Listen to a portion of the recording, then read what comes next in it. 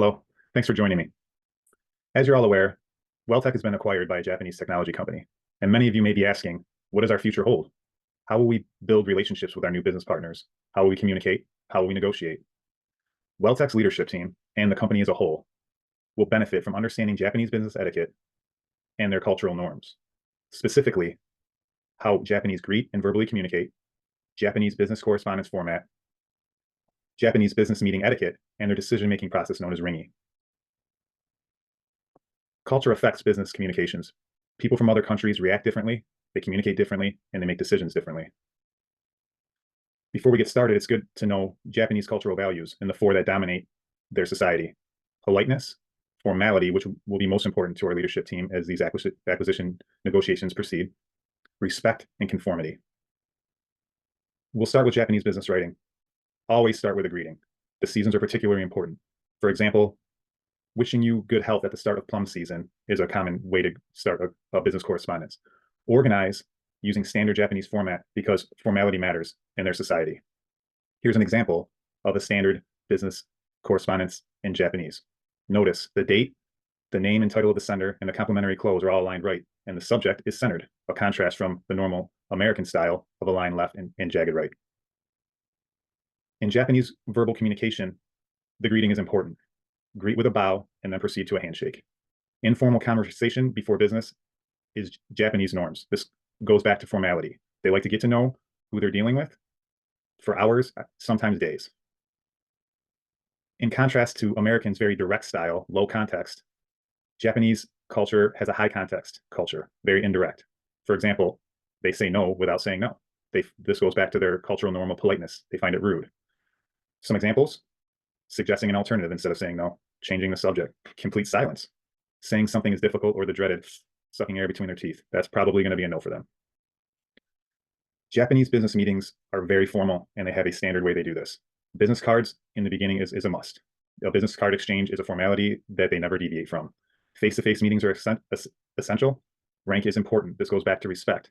The senior official will start the exchange, and everyone ranked down in the Japanese ranks will continue, and then you exchange.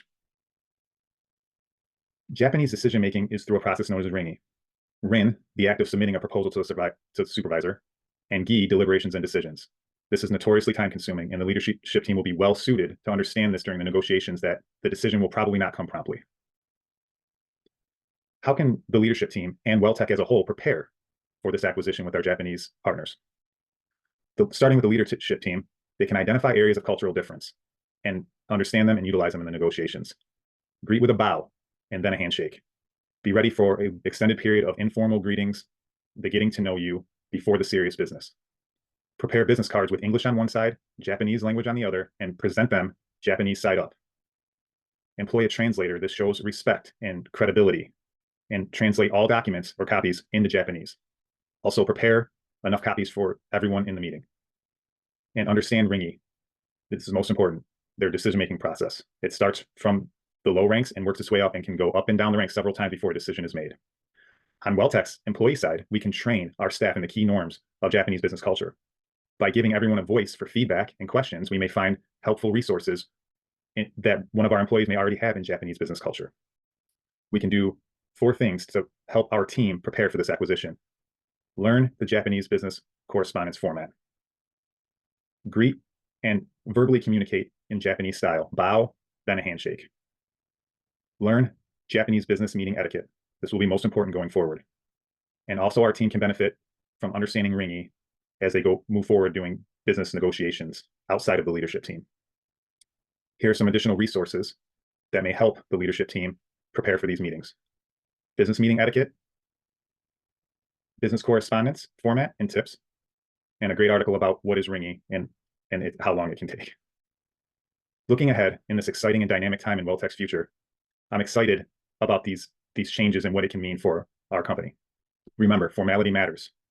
Understanding verbal, written, business meeting, and decision-making process that the Japanese employ will put us in a great position to build goodwill, establish credibility, and negotiate with our new business partners. Thank you, and have a great day.